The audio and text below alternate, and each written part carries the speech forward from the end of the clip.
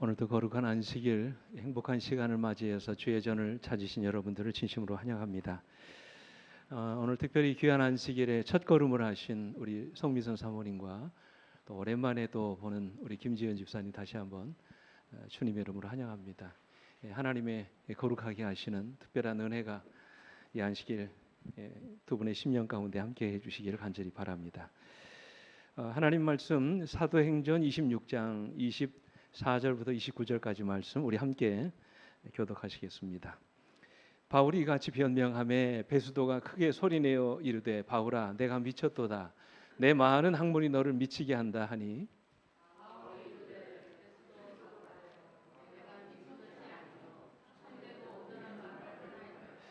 왕께서는 이 일을 아시기로 내가 왕께 담대히 말하노니 이 일에 하나라도 아시지 못함이 없는 줄을 믿나이다. 이 일은 한쪽 구석에서 행한 것이 아니니이다.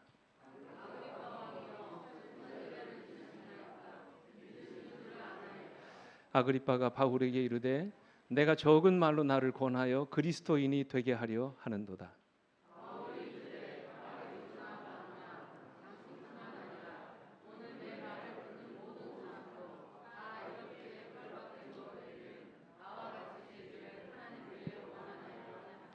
아멘.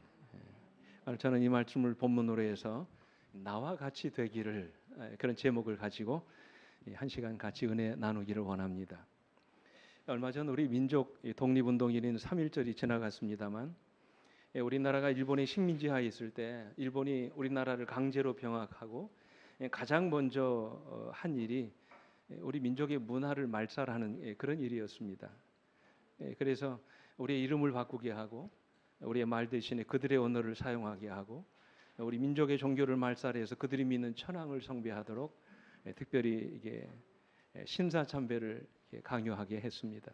그때 우리나라의 많은 민족 투사들이 신사참배를 거절했다는 이유로 옥에 갇히기도 하고 갖은 고문과 죽임을 당하기도 했습니다. 우리 교단에서도 최태현 목사님이라는 분이 끝까지 신사참배를 거절하시다가 옥고를 치르시고 결국 고문에 못 이겨서 옥중에서 순교하시는 좀 안타까운 기록이 있습니다. 그런데 그런 분들의 이야기를 읽다 보면 형무소 안에서 고통스러운 하루하루를 보내던 분들이 가끔씩 수용소 안에서 노동이나 운동우리에서 만나는 경우가 있다고 합니다. 그러면 그들은 서로를 위로하면서 이렇게 격려했다고 그러지요. 예수님은 우리를 위해 홍포를 입으셨는데 우리는 주님을 위해서 청포를 입었으니 얼마나 영광스러운 일입니까? 우리 믿음 흔들리지 맙시다. 죽음과 고문 앞에서도 두려워하지 않고 그들의 믿음과 신앙의 절개를 지켰던 그들의 이야기는 오늘 이 시대를 살아가는 우리에게 무한한 감동과 은혜를 줍니다. 그런데 여러분 오늘 본문에는 그 누구보다도 우리에게 더 진한 감동을 주는 한 사람의 이야기가 나오지요. 여러분 누굽니까? 조금 전에 읽었잖아요. 오늘 본문에 더 진한 감동을 주는 한 인물이 나오죠. 누굽니까? 사도 바울입니다. 이 바울 역시 유대인들의 모함 때문에 억울하게 옥살이를 하고 있는 것이었습니다. 그들이 십자가에 못 박아 죽인 예수가 바로 하나님의 아들이고 이 땅에 오시기로 약속된 메시아라고 증거한 그 이야기 때문에 유대 지도자들부터 모함을 받아 가이사라에 있는 감옥에 감금되어 있었습니다. 그러기를 무려 2년의 세월 동안 옥에 있었습니다. 그때 바울이 로마의 황제인 가이사에게 자신의 무고함을 상소하고 자기도 로마의 법정에 가서 재판을 받을 수 있도록 그렇게 기회를 달라고 이야기합니다. 그 당시 바울이 무슨 시민권 가지고 있었어요? 로마의 시민권을 가지고 있었습니다. 로마에 가서 재판을 받고 싶다고 이야기한 것입니다. 그렇게 해서라도 유대인들의 선악기에서 벗어나서 로마인들에게 복음을 전할 기회를 얻기를 원했던 것입니다. 결국 바울의 상소로 인해서 당시 유대 총독이었던 베수도는 아주 곤란한 지경에 빠지게 되죠. 왜냐하면 제수를 로마에 보내려면 확실한 제목이 있어야 되는데 이 바울에게는 그럴 만한 제목이 없었습니다. 그래서 고민하고 있는데 그 당시 유대의 분봉왕이었던 헤롯 아그리빠가 그를 방문한 것입니다. 이 총독은 아그리빠 왕에게 자신의 고민을 이야기하고 아그리빠 왕과 함께 이제 다시 바울을 재판하게 된 것입니다. 그 앞에는 헤롯 아그리빠 왕과 베수도 총독이 앉아 있고 그 옆으로는 당시 유력한 지도자들이 함께 배석해 있었습니다. 바로 그때 바울은 조금도 주저하거나 망설이지 않고 자신이 부활하신 주님을 만난 경험과 그 주님이 바로 선지자들과 모세가 예언한 그리스도이심을 담대히 전파하기 시작했습니다. 이 바울이 얼마나 열정적으로 복음을 전했던지 한참 복음을 전하고 있을 때 베스도가 갑자기 그의 말을 끊습니다. 그리고는 뭐라고 합니까? 바울아, 내가 미쳤도다. 내 많은 학문이 너를 미치게 했다. 얘기합니다. 그러나 그날 재판석에 함께 앉아있던 아그리빠와 그 말을 들은 바울이 쇠사슬에 묶여있는 자신의 두 손을 번쩍 치켜들고 말하기를 이렇게 소리쳤습니다. 29절 같이 읽어볼까요? 시작. 바울이 이르되 말이 적으나 많으나 당신뿐만 아니라 오늘 내 말을 듣는 모든 사람도 다 이렇게 결박된 것 외에는 나와 같이 되기를 하나님께 원하나이다 하니라. 여러분 누구처럼 되기를 원한다고요? 나와 같이 되기를 원한다고 말합니다. 내가 누굽니까? 바울이죠. 다 바울처럼 되기를 원한다는 것입니다. 여러분 도대체 그가 어떤 사람이기에 모든 사람이 다 자기와 같이 되기를 원한다고 말하는 것일까요? 여러분 그가 그렇게 대단한 사람입니까? 그가 그렇게 위대한 사람인가요? 바울이 그렇게 엄청난 일을 한 사람입니까? 아니죠. 그는 초라한 죄수일 뿐입니다. 근데 여러분 왜 그가 이렇게 결박된 것 외에는 다 나와 같이 되기를 원한다고 말하고 있는 것일까요? 여러분 도대체 바울이 나와 같이 되기를 원한다고 말한 의미가 과연 무엇입니까? 특별히 오늘은 영혼 구원 헌신 서약일입니다. 한 해 동안 우리가 구원할 영혼을 하나님 앞에 서원하는 날이지요. 물론 하나님이 그 영혼을 인도할 힘과 지혜는 주시겠지만 저는 오늘 영혼을 서약하는 이 자리에서 정말로 우리에게 필요한 것이 무엇인지를 여러분들과 함께 나누기를 원합니다. 한 영혼을 하나님 앞에 서원하고 이제 그 영혼을 주님께로 인도하기 전에 정말로 우리에게 필요한 경험이 무엇인지를 이 시간 함께 살피려고 합니다. 바울이 했던 고백처럼 나와 같이 되기를 원한다는 이 말씀의 의미가 과연 뭡니까? 나와 같이 되기를 원한다는 이 말은 바울과 같이 예수님 믿고 구원의 감격을 경험하기를 원한다는 말이에요. 네. 성경에서 여러분 바울처럼 극적으로 예수님 믿게 된 사람이 어디 있습니까? 여러분 바울이 어떤 사람이었어요? 한때는 예수 믿는 사람들을 잡아 죽이는 일에 앞장섰던 사람이었습니다. 예수 믿는 사람들을 다 박멸해서 이 땅에서 그리스도교를 뿌리 뽑으려고 했던 사람이었습니다. 그래서 그는 회당마다 돌아다니면서 예수 믿는 사람들을 색출해서 잡아 죽이는 일에 앞장을 섰던 사람이었어요. 예수에 대한 증오심에 불타서 그리스도인들을 핍박하고 교회를 진멸하던 사람이었습니다. 그의 열심히 얼마나 대단했던지 저 북쪽에 있는 다메섹까지 쫓아가가지고 그리스도인들을 잡아가려고 했던 것입니다. 그런데 여러분 아시는 것처럼 그날 이 사울이 다메섹으로 가던 길에서 누구를 만납니까? 부활하신 주님을 만나지요. 갑자기 하늘로부터 강한 빛이 그를 향하여 비추더니 하늘에서 음성이 들립니다. 사울아, 사울아, 내가 어찌하여 나를 핍박하느냐? 깜짝 놀란 사울이 이야기합니다. 주여 누시오니까. 하늘에서 들리죠. 나는 내가 핍박하는 예수라. 순간 이 사울은 두려움에 떨기 시작합니다. 아니 그렇다면 당신이 우리가 십자가에 못 박아 돌아가게 하신 바로 나사렛 출신의 그 예수란 말입니까? 당신이 바로 빌라도가 죽이라고 사형 선고를 내렸고 대제사장과 바리새인들에 의해서 죽임을 당하신 그 나사렛 출신의 목수 그 예수란 말입니까? 그 예수가 지금 살아나셔서 나를 부르고 있는 거예요? 그렇다면 당신이 정말로 하나님의 아들이셨단 말입니까? 우리가 그토록 기다리던 메시아가 바로 당신이었단 말씀입니까? 순간 바울은 엄청난 충격을 받았어요. 순간 바울은 자기가 목숨을 걸고 섬겨왔던 그 하나님을 자기가 핍박하고 있었다는 사실을 깨닫게 됐어요. 자기 아버지인 줄도 모르고 자기 아버지를 핍박했던 불효자가 된 심정이었습니다. 하나님을 가장 잘 섬기려 했던 그가 알고 보니 하나님을 도리어 핍박하고 그분의 심장에 칼을 꽂고 있었다는 사실을 알게 된 것이죠. 그는 시력을 잃고 아무것도 보지 못하는 캄캄한 암흑 속에서 자신의 어리석음을 뉘우치기 시작합니다. 앞을 보지 못하는 3일 동안 바울은 가슴을 치며 통곡했다고 그랬어요. 근데 여러분 바로 그 순간에 이 바울의 마음속에 깨달아지는 한 가지 놀라운 사실이 있었습니다. 그것은 바로 나는 예수를 조롱하고 핍박했는데 왜 그분은 나를 사랑하시는 걸까? 나는 예수를 향하여 칼을 들었는데 왜 그분은 나를 버리지 않으신단 말인가? 나 같은 죄인이 무엇이기에 주님이 나를 이토록 사랑하신다는 말인가? 순간 이 바울의 마음속에 주님의 사랑이 느껴지기 시작하면서 그 마음에 회심의 역사가 일어나기 시작합니다. 그리고 3일 동안 그는 완전히 식음을 전폐한 채로 회심의 눈물만 흘렸다 그래서 이 성경에 보면 아나니아가 그를 찾아와서 안수 기도를 해 주었을 때 그의 눈에서 비늘 같은 것이 벗겨지더니 보이지 않던 눈이 보이기 시작합니다. 그리고 바울에게 성령이 임하시고 그날 이 바울이 아나니아에게 뭐를 받아요? 침례를 받았다고 그랬어요. 그 순간부터 바울의 인생이 완전히 변화된 것입니다. 옛사람 사울이 죽고 새사람 바울이 태어난 것입니다. 교회를 핍박하던 사울이 죽고 이방의 복음을 전하는 위대한 복음 전도자 바울이 다시 태어난 것입니다. 바울에게는 이처럼 예수님을 만나서 새 사람이 된 구원의 감격이 있었던 것입니다. 그래서 바울이 오늘 재판정에서 자신을 재판하는 사람들을 향하여 내가 이렇게 결박된 것 외에는 당신들도 다 나와 같이 되기를 원하나이다라고 고백하고 있는 것입니다. 그의 마음속에는 언제나 주님을 만난 구원의 감격이 있었기 때문에 그는 기회가 있을 때마다 자신이 경험했던 그 놀라운 구원의 감격을 그들에게 전하고 싶었던 것입니다. 그래서 여러분 바울이 쓴 편지서를 읽어보면 그는 항상 자신을 구원해 주신 하나님의 사랑이 흐느끼고 눈물을 흘립니다. 그저 예수만 생각하면 눈물이 나고 그저 예수님의 사랑만 생각하면 고마워서 울고 있는 바울의 모습을 발견합니다. 성경에 보면 그는 자주 자신을 가리켜서 비방자요, 박해자요, 폭해자였다고 이야기합니다. 사도 중에 지극히 작은 자였다고 고백합니다. 나는 하나님의 교회를 박해하였으므로 감히 사도라 칭함을 받기에 부족하다고 그런 이야기합니다. 심지어 그는 자기 자신을 가리켜서 죄인 중에 내가 뭐라고요? 괴수라고 고백합니다. 여러분 그가 왜 이런 고백을 합니까?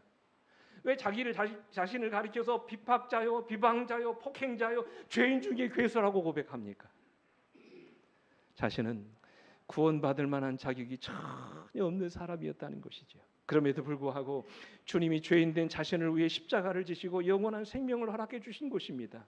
그리고 이방의 복음을 전하는 사도로 부르심을 받은 것입니다. 나를 구원해 주신 것만도 감사한데 이방의 복음을 전하는 위대한 전도자로 자기를 구원해 주신 하나님의 놀라운 사랑을 생각할 때마다 마음이 감격스러운 것이죠. 예, 바울은 이야기하지요. 디모데전서 1장 15절에 같이 읽어볼까요? 시작. 미쁘다 모든 사람이 받을 만한 이 말이요 그리스도 예수께서 죄인을 구원하시려고 세상에 임하셨다 하였도다. 죄인 중에 내가 괴손이라 말씀하셨어요. 그렇습니다. 여러분 이것이 바울의 진심이에요. 이 구원의 감격이 바울의 심장을 뜨겁게 만들었고 그애가 믿는 복음을 부끄러워하지 않게 했던 것입니다. 오늘 영혼을 구원할 여러분과 저의 마음에도 이런 구원의 감격이 넘쳐나기를 주님의 이름으로 축원합니다. 세상에 버려진 나를 구원하시고 정말로 기가 막힌 방법으로 하나님의 자녀가 되게 하신 주님의 은혜를 생각할 때마다 오늘 우리 마음에도 바울처럼 구원의 감격이 용솟음치게 되길 간절히 바랍니다. 그저 주님의 사랑만 생각하면 눈물이 나오고 가슴이 뜨거워져서 그 사랑을 말하지 않고는 견딜 수 없는 그런 심령을 갖게 되시길 간절히 바랍니다. 여러분 그래야 우리도 바울처럼 당신들도 다 나와 같이 되기를 원합니다라고 고백할 수 있지 않겠습니까?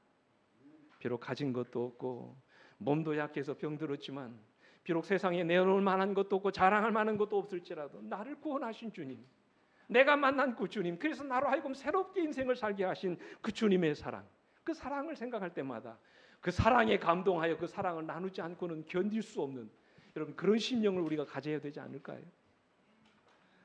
여러분 잘 아시는 1970년대 우리나라의 대표적인 대중가수 중에 한 사람인 윤영주 장로가 있습니다.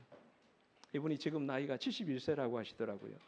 지금은 온누리교회 장로이면서 복음성가 가수로 왕성한 활동을 하고 있는 분입니다. 여러분 아시는 것처럼 한때는 이분이 송창식, 조영남, 김세환 같이 세시봉 여러분 하시지요. 나이가 아마 5, 60대 되신 분들은 다 아실 겁니다. 이 멤버로 활동했습니다. 때로는 송창식과 함께 트윈폴리오 많이 드신 분들은 아마 아실 거예요. 편지라든지 그다음에 하얀 손수건 아주 감성적인 멜로디로 수많은 젊은이들에게 이 사랑을 받았던 그런 가수였어요. 근데 이분이 경기고등학교를 졸업하고 제가 이번 말씀 준비하다 보니까 새롭게 안사하시는데 이분이 연세대 의대, 경희대 의대를 다니셨더라고요. 수재였습니다 그 당시에.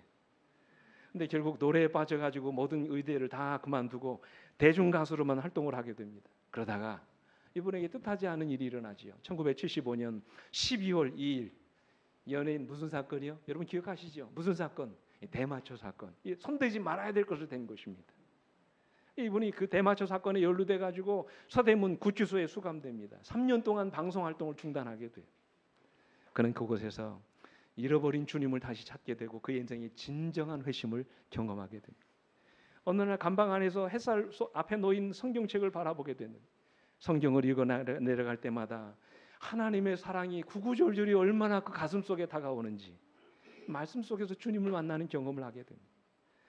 세상 사람들이 보기에는 구치소가 부끄러움의 자리고 수치의 자리였지만 하나님께서 계획하신 그 자리가 이 윤영주 장로에게는 축복의 자리로 되었던 것입니다. 그는 이렇게 고백을 했어요. 비록 밧줄에 묶이고 수갑이 채워져 법정에 나가야 하는 몸이었지만 예수 그리스도 안에서 성령의 법이 나를 해방시켜 주었고 그리스도가 십자가에서 이루어진 그 선포가 내게 임하였습니다. 주님은 나의 죄 사슬을 끊으시고 내 목소리의 주인을 바꾸어 주셨습니다. 감격적인 주님과의 만남을 통해서 그의 인생이 완전히 변화되는 아름다운 역사가 그 삶 가운데 일어났던 것입니다.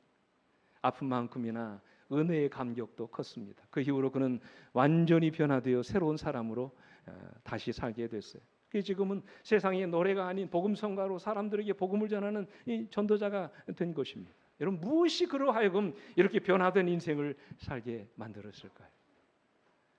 주님을 떠난 그를 버리지 않으시고 그로 하여금 새로운 인생을 살아가도록 끝까지 그를 붙들어 주신 하나님의 사랑, 이 구원의 감격이 그의 인생을 송두리째 변화시켜 놓은 것입니다. 사랑하는 성도 여러분, 여러분도 바울과 같은 사람이 되기를 원하십니까? 평생을 복음에 매여 그가 만난 주님을 전하는 사람으로 살아가기를 원하십니까? 바울처럼 여러분과 저의 마음에도 구원의 감격이 넘쳐나기를 주님의 이름으로 축원합니다. 죄인된 나를 사랑하셔서 정말로 기가 막힌 방법으로 구원해 주신 하나님의 사랑이 날마다 우리 가슴 속에 용서 숨치게 되기를 간절히 바랍니다. 그 사랑만 생각하면 마음이 뭉클해지고 주체할 수 없는 감격 때문에 그 사랑을 전하지 않고는 견딜 수 없는 그런 여러분과 제가 되기를 간절히 바랍니다. 이것이 바울과 같이 되는 거예요. 둘째로 나와 같이 되기를 원한다는 이 말씀은 우리가 믿는 복음에 대해서 절대적인 확신과 믿음을 갖게 된다는 말이죠. 여러분 누가 감히 지체 높은 왕 앞에서 당신도 나처럼 되기를 원합니다. 그렇게 이야기할 수 있겠습니까? 그죠? 여러분 나처럼 되라는 말은 자기보다 뭐한 사람한테 하는 말입니까? 못한 사람한테 하는 말이지요. 근데 바울은 자신을 재판하고 있는 왕에게 당신도 나와 같이 되기를 원합니다. 지금 그렇게 말하고 있는 거예요. 바울이 아그리파 왕보다 무엇이 잘났다고 감히 이런 말을 할 수 있겠습니까? 재판석에 앉아있는 왕이나 총독보다 죄수로 서 있는 이 바울을 비교해 볼 때 이 바울은 너무나도 초라하고 형편없는 죄인일 뿐이었습니다. 한번 생각해 보십시오. 2년 동안 감옥 생활을 했습니다. 그의 옷은 남루와 있고 얼굴은 초췌해졌을 것입니다. 그의 머리는 다 헝클어졌을 것입니다. 그의 손에는 뭐가 채워져 있어요? 쇠사슬이 채워져 있습니다. 무엇을 내세울 것이겠습니까? 어떤 것을 자랑할 수 있겠습니까? 현실적으로 비교해 볼 때 그에게는 자랑할 만한 것이나 자부심을 가질 만한 것이 아무것도 없었어요. 그럼에도 불구하고 바울은 그들 앞에서 조금도 위축되지 않았어요. 부끄러워하는 기색도 없습니다. 그리고는 말하기를 말이 적으나 많으나 당신들뿐만 아니라 이 자리에 있는 모든 사람들이 내가 이 쇠사슬에 묶여져 있는 이것 외에는 다 나와 같이 되기를 원하나이다. 그렇게 고백하고 있는 거예요. 여러분 이게 무슨 말일까요? 이게 어떤 의미입니까? 나는 비록 초라한 죄수의 몸으로 이 자리에 있지만 하늘과 땅의 권세를 가지신 주님께서 나에게 사람의 생명을 살리는 복음을 맡기셨습니다. 나는 복음을 맡은 전도자입니다. 내가 가지고 있는 이 복음은 사람을 생명을 살리는 하나님의 말씀입니다. 이 말씀이 당신들에게 전해지지 않으면 당신들이 아무리 세상의 부귀영화를 누려본다 할지라도 그것이 당신들을 죽음으로 인도하고 말 것입니다. 나는 당신들에게서 가련한 죄인의 모습을 봅니다.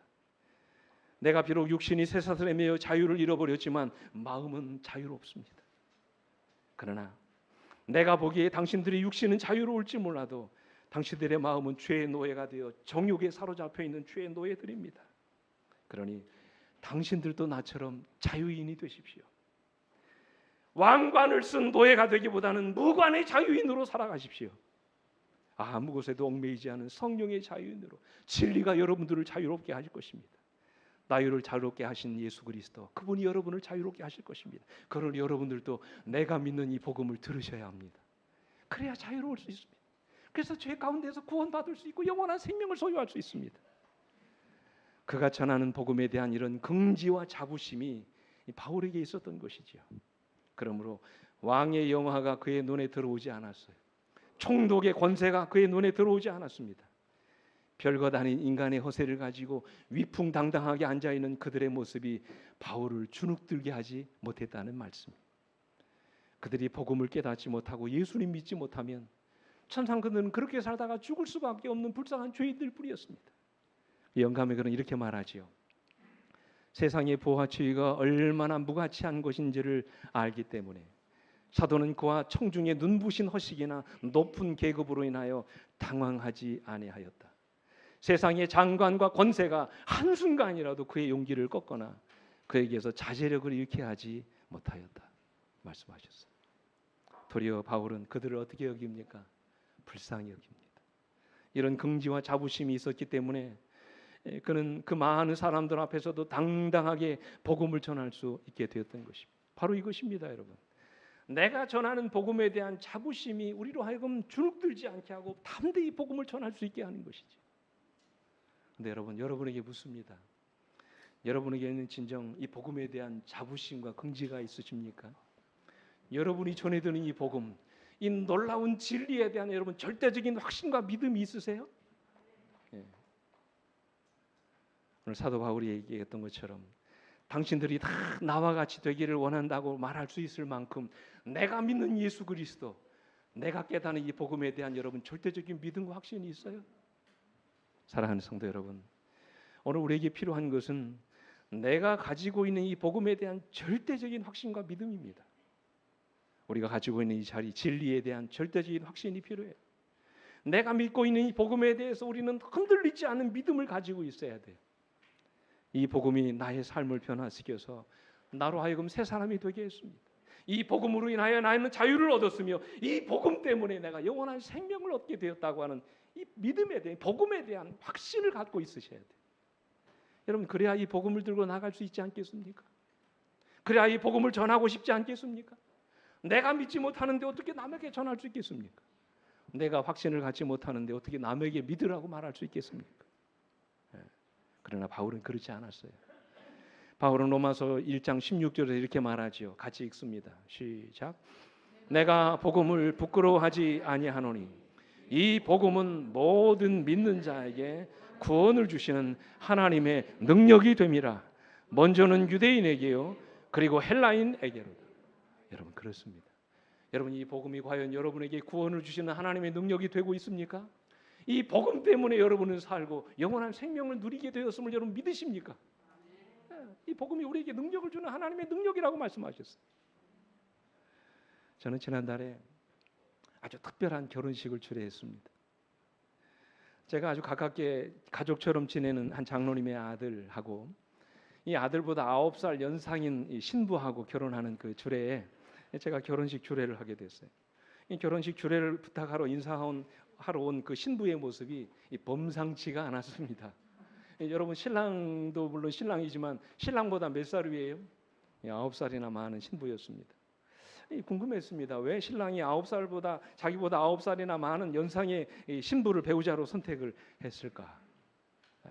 근데 제가 주례를 위해서 두 사람과 이제 한 번은 따로 만난 이 경험을 이제 하게 됐는데, 이 두 사람이 만나게 된 그런 경위하고 이 신부의 지나온 인생의 이야기를 들으면서 제가 굉장히 마음의 감동을 받았어요. 야, 정말 하나님이 살아계시는구나. 하나님이 이렇게도 우리 삶 속에 역사하시는구나. 제가 새롭게 깨닫게 됐어요. 얼마나 신부가 자신이 예수님 만난 이야기를 감동적으로 전하는지 한 편의 드라마를 읽는 것 같은 그런 느낌을 받게 됐어요. 잠깐 좀 여러분에게 소개해드리면, 이 신부가 원래 불교 집안에서 태어났답니다. 이남 일녀 중에 막내로 태어나서 가족들의 사랑을 듬뿍 받으며 자랐습니다. 근데 가정의 형편이 너무 어려워서 제가 이 자리에서 담지 못하지만 어린 나이에 아주 어렵고 힘든 시련과 고난을 너무 많이 겪었어요. 그러니까 여러분, 그것이 일종의 트라우마가 돼가지고 초등학교 5학년 때 발작 증세가 나타나기 시작합니다. 정신질환이 온 것입니다. 불안장애가 생긴 것입니다.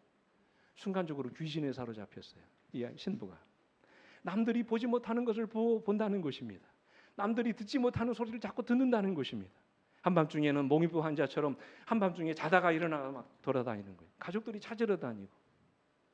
결국 신부의 어머니가 그 일로 인해서 무당을 찾아가게 되고 그 이유를 물어봤더니 딸이 못 받아야 된다고요.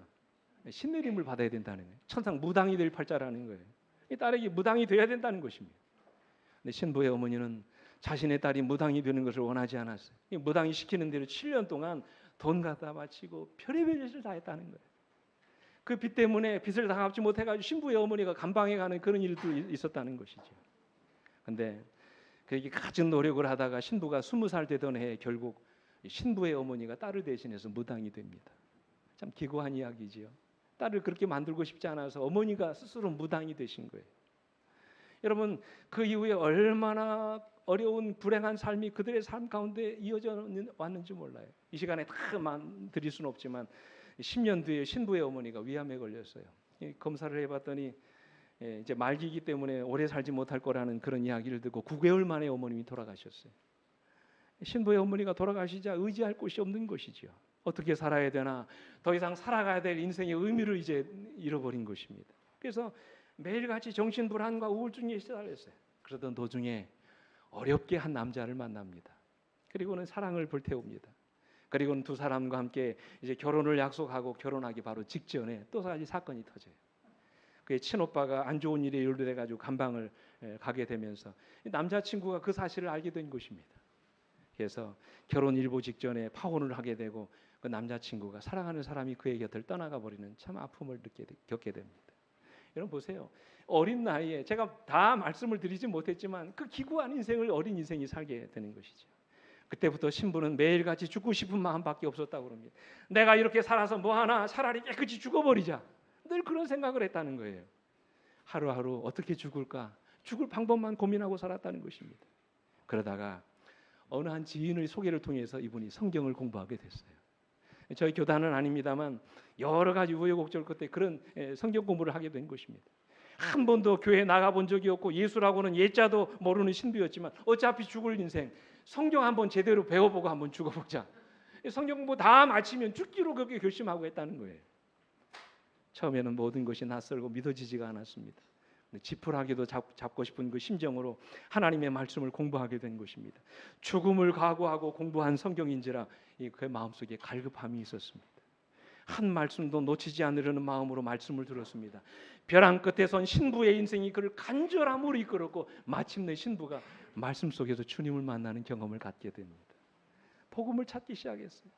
그는 말씀 속에서 그를 너무나도 사랑하시는 하나님의 사랑을 느끼기 시작했습니다.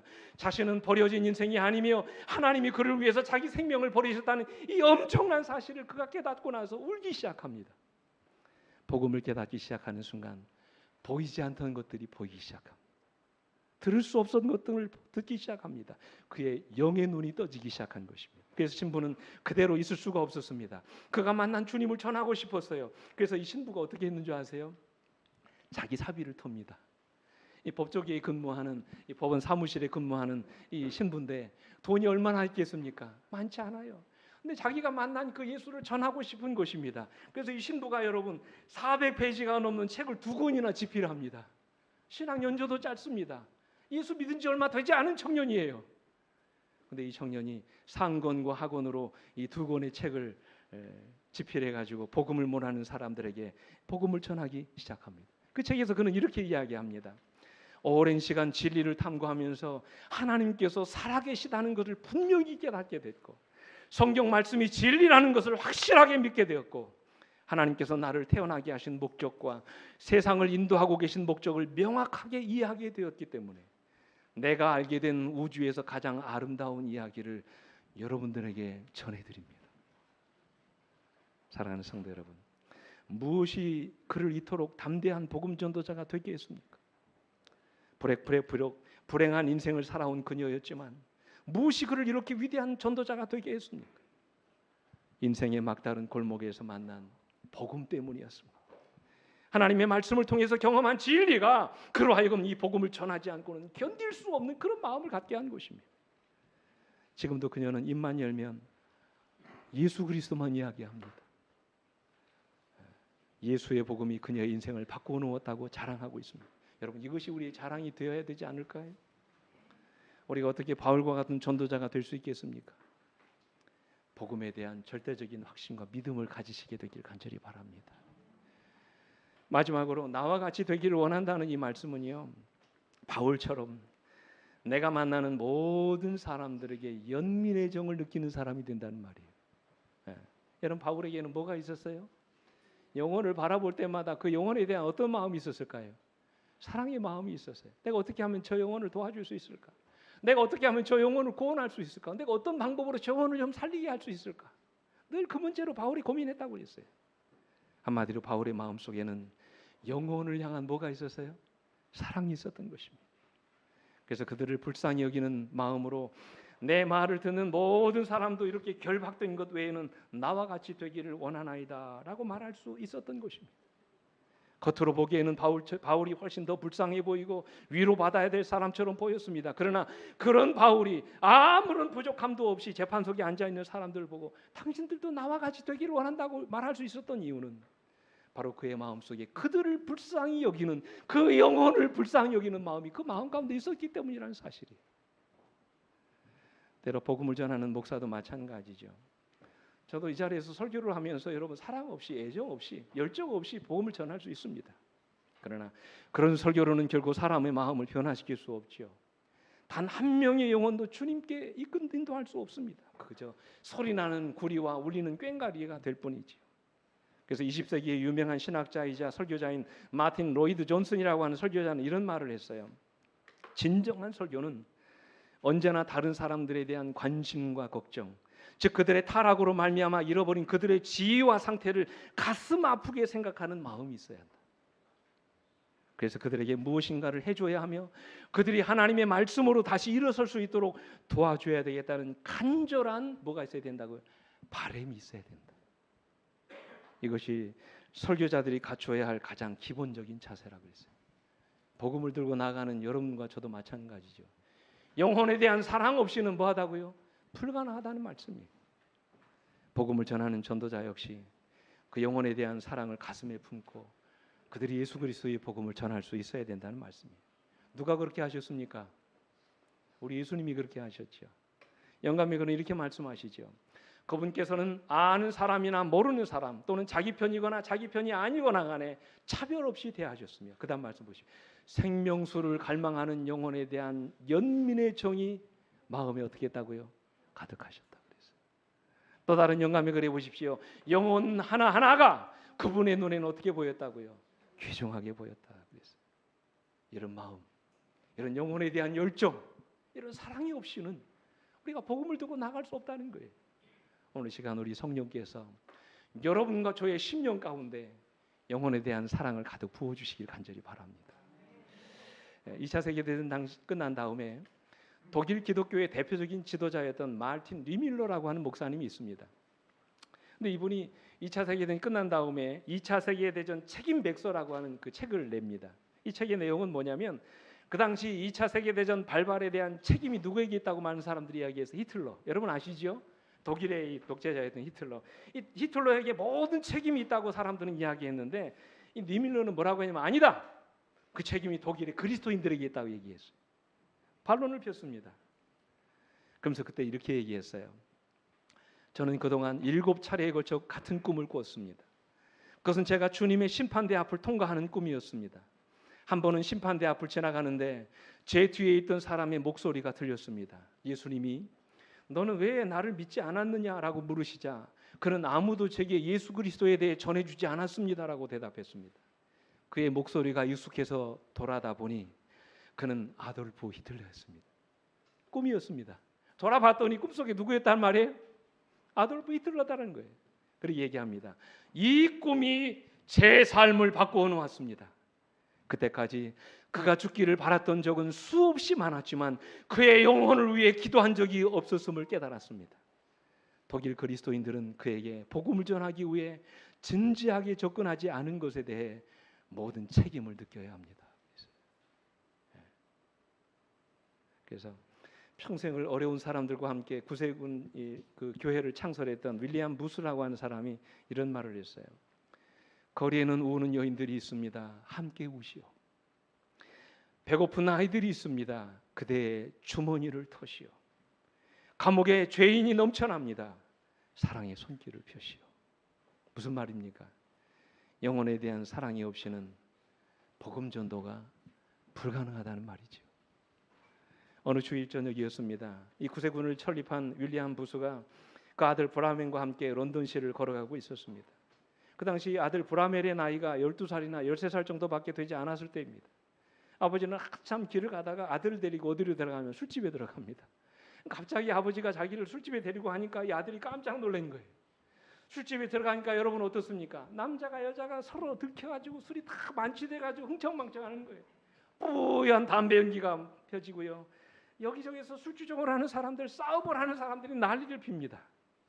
그때 그 자리에 있던 그 아들에게 아버지가 이렇게 말을 했다 그래요. 여기 있는 분들이 바로 우리가 찾는 사람들이다. 이들이 바로 내가 함께 지내며 그리스도께로 인도해야 될 바로 그 사람들이다. 브라멜은 훗날 나는 그때 받았던 감명을 결코 지울 수가 없다. 그는 그렇게 고백을 합니다. 저는 이제 말씀을 마칩니다. 사랑하는 성도 여러분, 오늘 저는 영혼을 서약하고 그들을 주님께로 인도하기로 소원한 여러분과 저의 마음속에 이 시간 영혼에 대한 사랑이 넘쳐나기를 다시 한번 주님의 이름으로 축원합니다. 단 한 명의 영혼을 만나더라도 여러분과 저의 가슴 속에 그 영혼을 진정으로 사랑하는 마음이 있게 되기를 간절히 바랍니다. 우리가 전하는 복음이 그 영혼을 진심으로 아끼고 사랑하는 마음에서 전해지기를 간절히 바랍니다. 오늘 이 시간 그 옛날 전도자 바울에게 주셨던 영혼에 대한 사랑이 우리 마음에도 넘쳐나기를 간절히 바랍니다. 그런 사랑으로 영혼을 만나고 그들을 주님께로 인도하시는 여러분과 제가 되기를 간절히 바라면서 오늘 말씀을 마치도록 하겠습니다. 함께 일어나서 찬양하시겠습니다.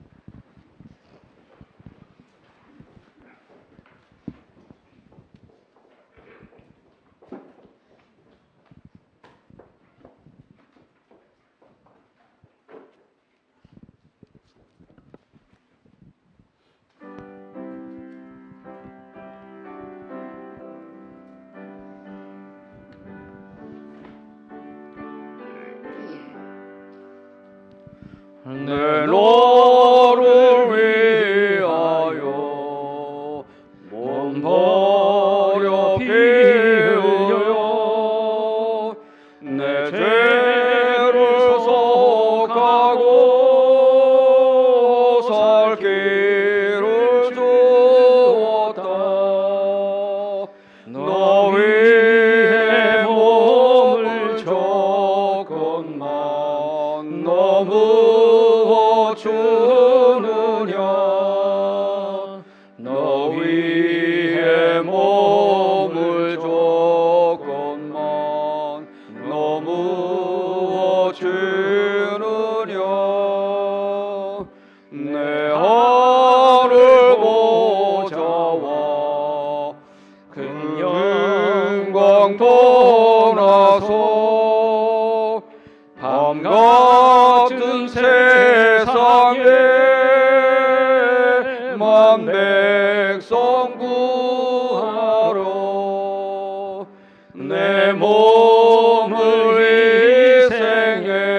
희생했건만 너무 못하느냐. 내 몸을 희생했건만 너무 못하느냐. 죄 중에 빠져서 영죽을 인생을 구하여 주시니 그 희생 아닌가. 내 죄를 대속했건만 너무 못하느냐. 내 죄를 대속했건만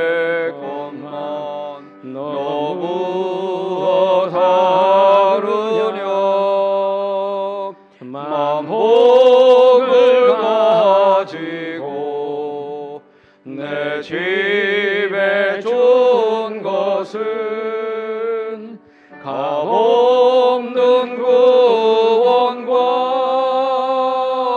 큰 사랑 아닌가. 이것이 귀중하건만 너무 주느냐. 이것이 귀중하건만 너무 주느냐. 아버지, 주님의 은혜 진심으로 감사합니다.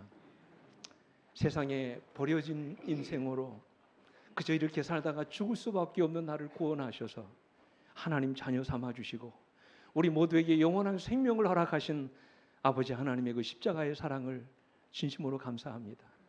당신의 하나밖에 없는 아들을 죽이시면서까지 나의 영원한 생명을 주시기 위하여 우리로 하나님 자녀 되게 하신 것 아버지 감사합니다. 이제 그 십자가의 사랑을 받은 자로서 우리 역시도 이 사랑을 나누며 우리 인생을 살아가기를 아버지 원합니다. 오늘 우리 마음에도 주님이 품으셨던 그 옛날 사도 바울의 가슴속에 품겨져 있던 영혼의 사랑을 이 시간 허락하여 주시옵소서. 그들이 경험했던 구원의 감격이 내 마음속에 용솟음치게 해 주시옵소서. 그래서 나도 내가 만난 주님, 내가 경험한 이 십자가의 사랑을 전하지 않고는 견딜 수 없는 그런 마음을 이 시간 갖게 해 주시옵소서. 그 사랑으로 나가기를 원합니다. 그 사랑을 전하며 살기를 원합니다. 그 사랑으로 영혼을 구원할 수 있게 되기를 아버지 원합니다. 이제는 우리 아버지 하나님의 놀라우신 은혜와 그 아들 예수 그리스도의 다함이 없는 십자가의 은혜와 오늘도 우리를 일으키셔서 담대히 복음을 전할 수 있도록 감동케 하시는 성령 하나님의 감화 감동하심이 오늘 이제 주님 앞에 새로운 영혼을 드리고 그 영혼을 위해서 1년 내내 헌신하기로 결심한 주의 종들을 위해 이제로부터 영원토록 언제나 함께해 주시옵기를 우리의 구주이신 예수 그리스도의 이름으로 간절히 축원하옵나이다. 아멘.